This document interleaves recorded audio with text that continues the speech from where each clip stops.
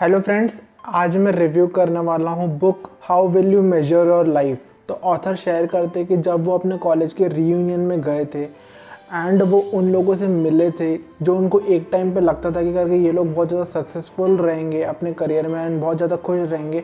वो उस टाइम पे बहुत ही अच्छी पोजीशंस में होने के बावजूद में, मल्टीनेशनल कंपनी के टॉप मैनेजमेंट में होने के बावजूद में, बहुत ज़्यादा पैसे कमाने के बावजूद भी खुश नहीं है। तो ऑथर ये जानने की कोशिश करते कि एक्चुअली में प्रॉब्लम कहाँ आई जिसके कारण में वो लोग अपने लाइफ में आज खुश एंड फुलफिल्ड नहीं रह पा रहे हैं। तो ये जो बुक है वो 3 पार्ट्स में डिवाइडेड है।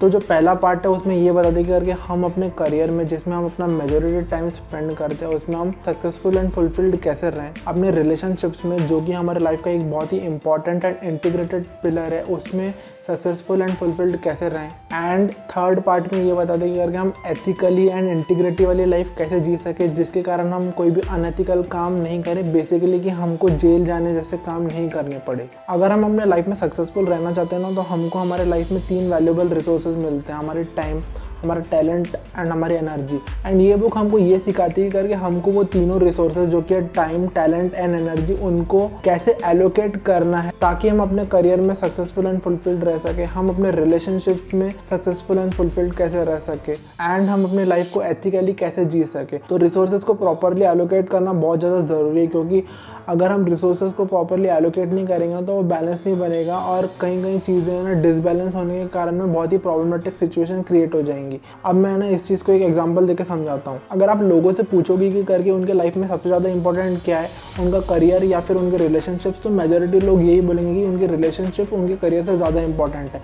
बट जब भी आप उन लोगों की डेली एक्टिविटीज़ को ऑब्जर्व करोगे ना तो आप ये नोटिस करोगे कि करके तो वो लोग है ना अपने करियर को प्रायोरिटी देते हैं, ये जानने के बावजूद कि करके उनके रिलेशनशिप्स उनके करियर से ज़्यादा इंपॉर्टेंट है। तो ऐसा क्यों होता है? इसका सिंपल रीज़न ये कि करके करियर में हम जो भी एफर्ट्स डालते हैं उसके जो भी रिवॉर्ड्स हो, मॉनिटरी हो, स्टेटस हो, ग्रोथ हो, प्रोग्रेस हो, वो सब है ना हमको बहुत जल्दी दिखने लग जाता है। लाइक 2-3 साल में हमको या तो हमारा प्रमोशन हो जाएगा या फिर हम कोई दूसरे पोजीशन में पहुंच जाएंगे या हमारी इनकम बढ़ जाएंगी या हमारी ग्रोथ होने लग जाएंगी। तो वो प्रोग्रेस को है ना मेजर करना बहुत इजी होता है, पर है ना रिलेशनशिप में ऐसा पॉसिबल नहीं हो पाता है, क्योंकि आप एक अच्छे पेरेंट हो या नहीं हो उसको जानने के लिए आपको 15 से 20 साल लगेंगे, तब तक जब तक आपके बच्चे बड़े नहीं हो जाते हैं एंड आपको ये नहीं समझ में आता कि करके आपने जो भी वैल्यूज़ उनको दिए हैं, आपने उनकी परवरिश में जितने भी एफर्ट्स डाले हैं उससे आपको प्रॉपर रिवॉर्ड मिल रहा है या नहीं मिल रहा है, बेसिकली कि आपने उनकी परवरिश अच्छे से की या नहीं की। और अगर दूसरे एंड पे मैं रोमांटिक रिलेशनशिप्स को भी कंसिडर करूँ तो उसके भी फ्रूट को रीप करने के लिए आपको बहुत ज़्यादा टाइम देना पड़ेगा। लाइक आपको अपने पार्टनर पे ट्रस्ट करने के लिए उस रिलेशनशिप में कंटिन्यूसली बहुत सालों तक काम करना पड़ेगा, तभी आप कंप्लीटली ट्रस्ट कर पाओगे, तभी आपकी रिलेशनशिप एक मीनिंगफुल रिलेशनशिप बन के उभरेंगी। तो आप दोनों एंड ऑफ द स्पेक्ट्रम पे अच्छे से देख पा रहे होंगे कि करके करियर पे अगर हम फोकस करते हैं तो उसके जो रिवॉर्ड्स हैं हमको वो तुरंत मिल जाते हैं। लाइक 2-3 साल में उसके रिवॉर्ड्स हमको दिखने लग जाएंगी, प्रोग्रेस दिखने लग जाएंगी या फिर मॉनिटरी रिवॉर्ड, स्टेटस रिवॉर्ड या ग्रोथ ओरिएंटेशन सब वहाँ दिखने लग जाती है। बट जब हम रिलेशनशिप पे फोकस करते हैं, उस पर एफर्ट्स डालते हैं, तो उसके जो रिवॉर्ड्स हैं वो हमको जल्दी नहीं दिखते हैं। उन रिवॉर्ड्स को विजिबल होने में बहुत ज़्यादा टाइम लगता है, अक्सर बहुत ज़्यादा टाइम लगता है। बहुत सारी रिलेशनशिप बहुत ज़्यादा टाइम लेती है एक मीनिंगफुल रिलेशनशिप बनने में। तो रिलेशनशिप में ना फुलफिलमेंट के लिए है ना डिलेड ग्रेटिफिकेशन एंड पेशेंस का होना बहुत ज़्यादा ज़रूरी है, जो कि बहुत लोगों के पास में नहीं होता है। इसलिए है ना वो शॉर्ट रूट अपनाते हैं एंड करियर पे ज़्यादा फोकस करते हैं जहाँ पे उनको रिवॉर्ड जल्दी दिखने लग जाते हैं। इसलिए लोग भले ऐसा बोलते हैं करके उनके रिलेशनशिप ज़्यादा इंपॉर्टेंट है, बट जहाँ उनको रिवॉर्ड्स मिल रहे हैं वो उसी जगह पे ज़्यादा प्रायोरिटी देते हैं, उसी जगह पे ज़्यादा फोकस करते हैं। ये बुक है ना हमको प्रैक्टिकल गलती एंड थेरोटिकल गलती के बीच में डिफरेंस बहुत अच्छे से समझाती है। लाइक कुछ गलतियों के लेसन हमको दूसरे लोगों से ही सीखने पड़ेंगे, हम खुद गलतियाँ करके उन चीज़ों से लेसन नहीं सीख सकते। और इसका बेस्ट एग्जाम्पल ये कि करके अगर आप दूसरों की गलती से ये नहीं सीखोगे कि करके मेरे को 10वें माले से नहीं कूदना है, तो वो गलती करना आप अफोर्ड नहीं कर सकते। तो अगर आप वो गलती करते हो तो वो एक इरिवर्सिबल डिसीजन है जिसको रिवर्स नहीं किया जा सकता। तो कुछ गलतियां है ना हमको प्रैक्टिकल करने के बाद में लेसन सिखाती है, बट कुछ गलतियों के लेसन हमको थेरोटिकली सीखने पड़ते हैं। कुछ गलतियां ऐसी होती है करके हम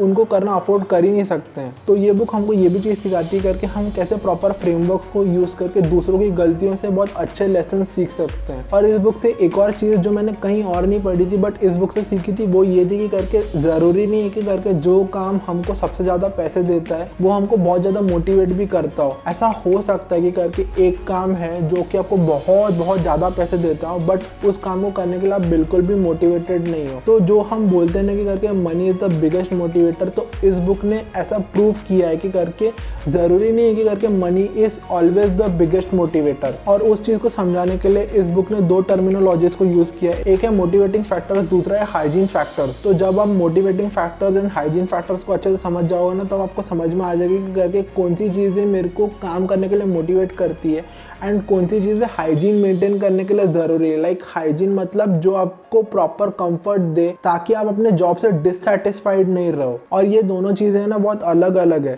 तो इस बुक ने ये चीज़ों को बहुत अच्छे तरीके से समझाया हुआ है। इस बुक में और भी बहुत सारे वैल्यूएबल लेसन दिए हुए हैं जिनको आप पढ़ के अपने लाइफ में रिफ्लेक्ट कर सकते हो एंड आप ये देख पाओगे कि करके आप फुलफिलमेंट के तरफ में आगे बढ़ रहे हो या नहीं बढ़ रहे हो। ये जो बुक है वो बहुत ही शॉर्ट बुक है, 200 पेजेस की भी नहीं है, बहुत ज़्यादा इंगेजिंग एंड बहुत ज़्यादा वैल्यूएबल भी है। मैं ये बुक हर उस एक इंसान को रिकमेंड करूँगा जो अपने 20s में है या फिर अभी अभी अपनी जॉब को करना स्टार्ट कर रहा है या कर चुका है, ताकि उनको लाइफ को ढंग से मेजर करने का एक बहुत ही अच्छा पर्सपेक्टिव एंड डायरेक्शन मिले। तो अगर आप एक कोई ऐसे इंसान हो जो अपने 20s में हो तो ये बुक को पढ़ना कंसिडर करना। मैं इस बुक का लिंक नीचे डिस्क्रिप्शन में दे दूंगा, वहाँ जाके आप इसको चेकआउट कर सकते हो एंड चाहो तो बाय भी कर सकते हो। मिलते हैं नेक्स्ट वीडियो में, तब तक keep learning and keep smiling. Bye bye.